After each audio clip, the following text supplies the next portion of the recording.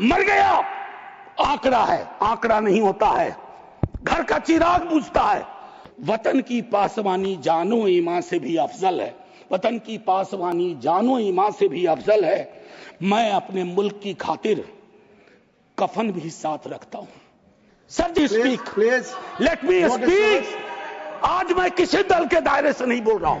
Let me speak. मैं पहलगाम में हुआ वो आतंकी हमला, उस जिंदा लोग आंकड़े नहीं होते हैं। उसको आप आर्काइव में नहीं भेज सकते हैं कि फलाना, जिंदा लोग आंकड़े नहीं होते हैं। उसको आप आर्काइव में नहीं भेज सकते हैं कि फलाना मर गया आंकड़ा है, आंकड़ा नहीं होता है। घर का चिराग बुझता है। वतन की पासवानी जानो ईमान से भी अफजल है। वतन की पासवानी जानो ईमान से भी अफजल है। मैं अपने मुल्क की खातिर कफन भी साथ रखता हूं। सर जब पहलगाम में हुआ वो आतंकी हमला, उस हमले के बाद एक ट्विटर हैंडल लिखता है, गवाए हमने, उन्होंने धर्म, अपने लोग गवाए, 26 परिवार के चिराग बुझ गए, लेकिन भारत माता भी छलनी हो गई। उस ट्वीट के बाद मकसद में कामयाब हो गए थे वो लगभग, क्योंकि उस बुलेट में बारूद के साथ नफरत की बारूद भी थी। लेकिन भला हो इस मिट्टी का, इस हिंदुस्तान की मिट्टी का, उसने बारूद के साथ आए नफरत के उस संदेश को नकार के रख दिया। कहीं वो नहीं हुआ जिसकी उनको उम्मीद थी। बल्कि बाद में इस बात पे आता, बल्कि भारतवर्ष ने एक संदेश दिया। जब सोफिया कुरैशी ये और व्योमिका सिंह जी ब्रीफिंग के लिए आती थी, हम सब का गर्व से सीना फूल जाता था। वो मेरा हिंदुस्तान है, मुझे वही हिंदुस्तान चाहिए। ये हिंदुस्तान, ये उस्मान, लैंड ऑफ नौशेरा, इसका मजहब पूछ करके इसकी देशभक्ति पर शक करना देश को कमजोर करना। Please please let me speak. आज मैं किसी दल के दायरे से नहीं बोल रहा हूं। Let me speak. मैं नहीं चाहता हूं कि यह बहस, अक्सर मैं देखता हूं मेरा वाला आंकड़ा, हमारे में इतनी गिरावट आ गई, उतनी गिरावट आ गई, आपके टाइम में इतना होता था, मेरे टाइम में इतना होता था। जिंदा लोग आंकड़े नहीं होते हैं। उसको आप आर्काइव में नहीं भेज सकते हैं कि फलाना मर गया आंकड़ा है, आंकड़ा नहीं होता है। घर का चिराग बुझता है। बूढ़े माता पिता को खोने के बाद भी वैक्यूम रहता है। हम कभी मुआवजे, श्रद्धांजलि, पुष्प के आगे कभी ये नहीं सोचते हैं कि ये वैक्यूम, ये कैसे ये वॉइड फिल इन होगा। मैं एक चीज कहना चाहता था महोदय, सच तो यह है कि जवाबदेही तय नहीं होती है।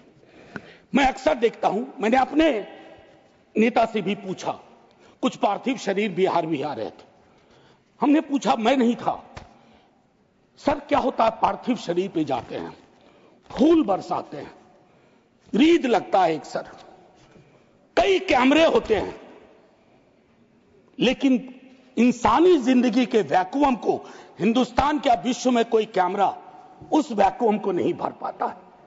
वैसे कैमरे का इजाद नहीं हुआ है सर। हम इस नजरिए से क्यों नहीं सोच सकते।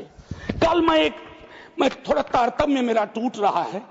मैं सिर्फ ये कहना चाहता था सर कि अगले दिन बिजनेस एज यूजुअल हो जाना ठीक नहीं। आज हुआ, कल बिसरा दिए, बिजनेस एज यूजुअल। राजनीति के लिए हमेशा वक्त है।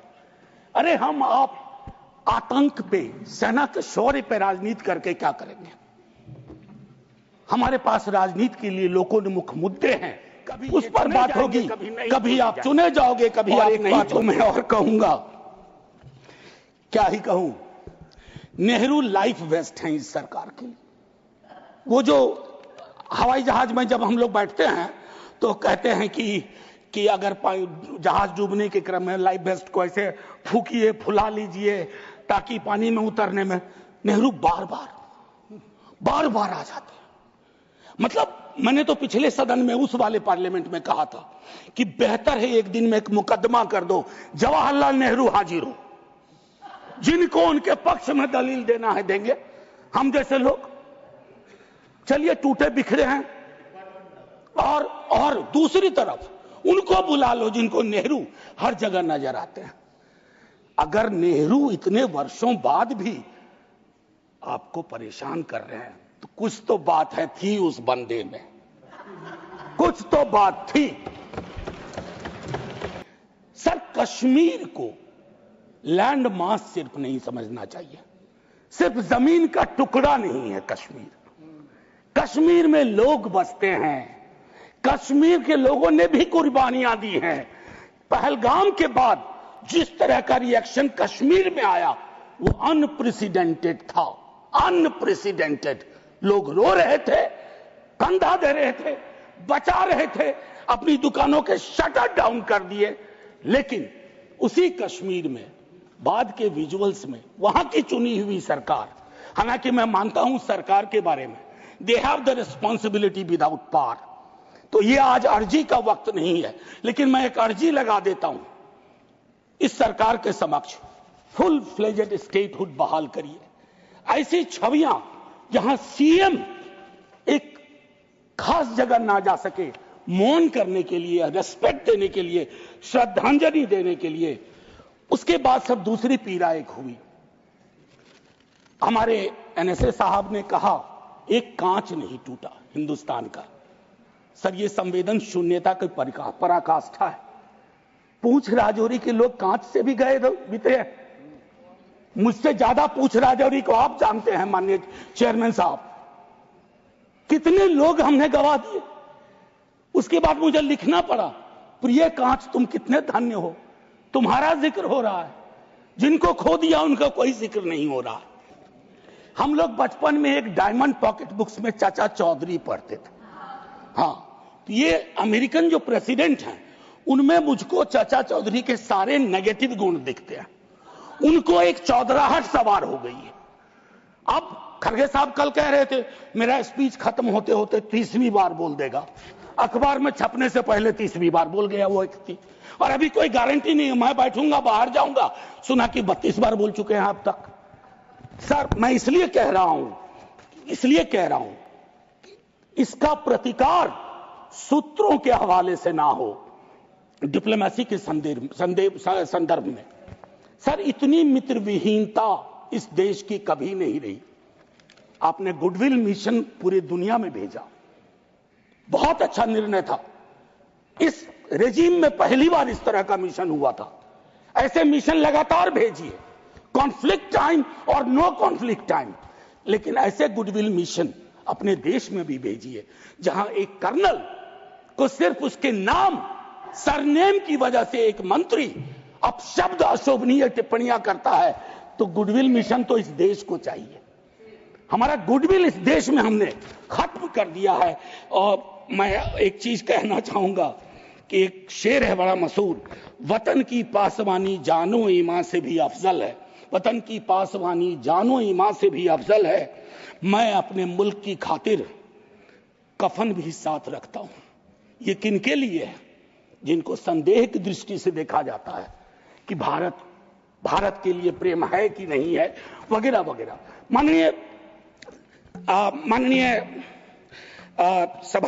सभापति महोदय, मैं सिर्फ एक आग्रह करूंगा, चूंकि कल की प्रोसीडिंग मैंने लोकसभा की भी देखी, मुझे दुख हुआ कि इस पीड़ा ऑपरेशन सिंदूर, जिसमें सेना के शौर्य को सदन सलाम कर चुका है, लेकिन जो विसंगतियां सेना ने इंगित की समय समय पर, जिसमें पॉलिटिकल डिसीजन का बहुत बड़ा कंट्रीब्यूशन था, उसको रेटोरिकल अंदाज से, रेटोरिक से कवर नहीं किया जा सकता है।